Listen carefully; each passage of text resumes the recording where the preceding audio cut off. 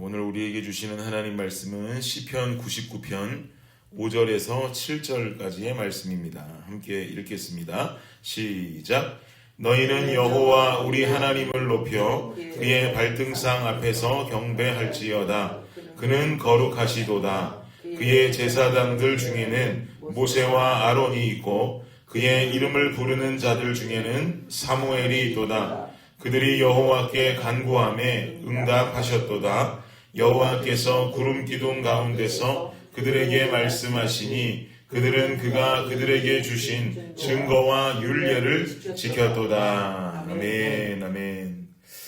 네, 본 시편 이 99편은 누가 쓴 시인지에 대해서 표제 속에 밝히고 있지는 않습니다. 시편을 보다 보면 다윗이 쓴 시다, 모세가 쓴 시다, 이런 어떤 표제들이 있을 수 있는데 이 시편은 다윗이 썼다, 누가 썼다에 대해서 밝히고 있지는 않습니다.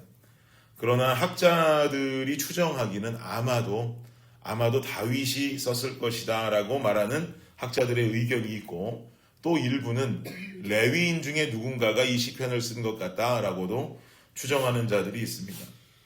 그런데 다윗이 쓴 것 같다, 레위인 중에 한 사람이 쓴 것 같다라고 이게 두 개의 의견으로 갈리기는 하지만 이렇게 추정하는 이유는 동일한 이유입니다.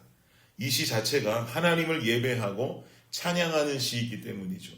그래서 다윗이 법궤가 예루살렘으로 들어올 때 그 기쁨으로 쓴 시가 아니겠는가라고 추정하는 사람들은 다윗이 썼다라고 말하는 것이고, 또 하나님의 일을 감당하는 레위인들이 하나님 찬양하는 마음으로 쓴 시가 아니겠는가라고 추정하는 학자들은 또 레위인 중에 한 사람이 쓴 것 같습니다 라고 추정하는 겁니다.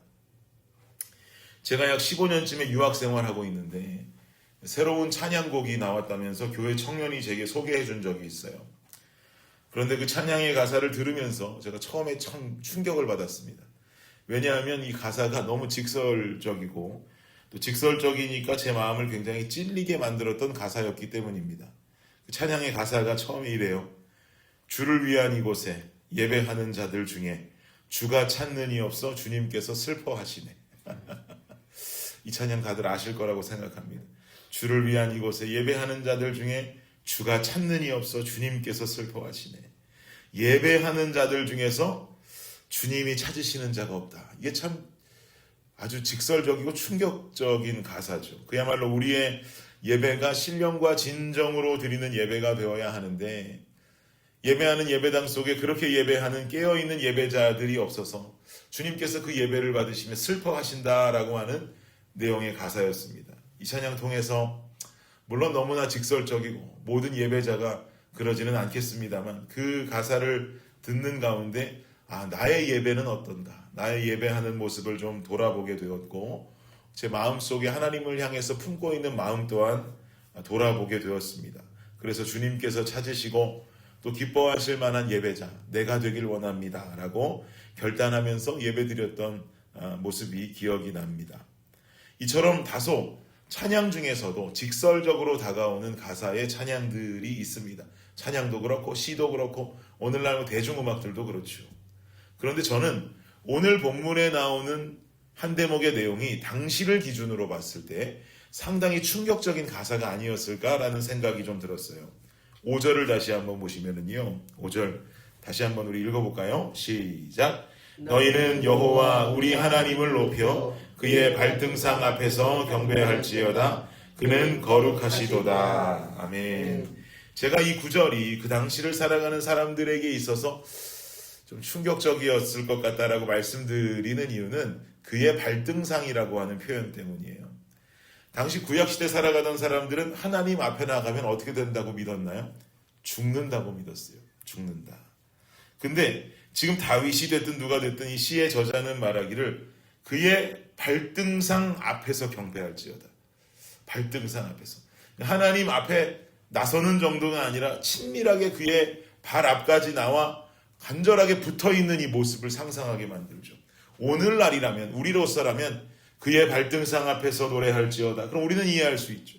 당시에는 하나님 앞에 나서기만 하면 죽는다고 생각했던 사람들이 그의 발등상 앞에서 경배할지어다 라고 표현을 하니 이거 충격적인 표현 아니겠습니까?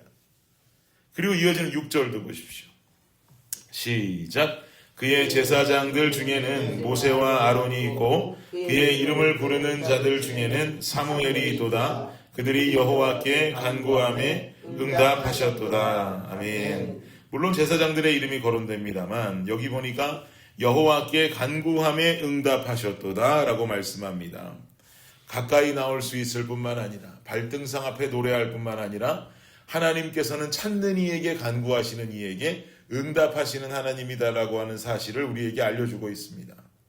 이 두 가지 표현이 당시를 살아가는 사람들에게는 꽤나 충격적인 표현이었을 것이고 두려울 수 있는 표현일지 모르지만 우리는 오늘 이 시의 표현을 통해서 반드시 깨달아야 할 것이 있습니다. 사랑하는 여러분, 여전히 우리에게 남아있는 죄의 모습이 있다 할지라도 주님 앞으로 나오는 것은 아무도 막을 수 없다는 것입니다. 거룩하신 하나님 앞에 죄가 있는 나의 모습이 있기에 하나님 앞에 서는 자는 죽는다라고 당시 사람들은 여겼던 것이에요. 죄가 있으니 내가 죽지. 거룩한 하나님 앞에 내가 소멸될 수밖에 없지. 그러나 우리에겐 누가 계세요? 영원한 중보자 예수 그리스도가 계시는 줄을 믿습니다. 아멘. 주님의 십자가가 그 중간에 서 계십니다. 우리가 죄된 모습 가지고 있다 할지라도 예수 그리스도의 십자가로 인해서 우리는 주님 발등상 앞에까지 나갈 수 있어요.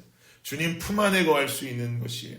그리고 가까이 나와 간구하는 자녀에게 응답을 주신다라고까지 약속을 주시는 것입니다. 사랑하는 여러분, 깨끗해져서 주님 앞에 나오는 것 아니에요. 주님 앞에 나오기에 깨끗해지는 줄을 믿습니다. 네. 가끔 그런 말씀하세요. 더러워서 죄가 많아 주님 앞에 못 나가겠습니다. 좀 죄를 청산하고 가겠습니다. 아니에요.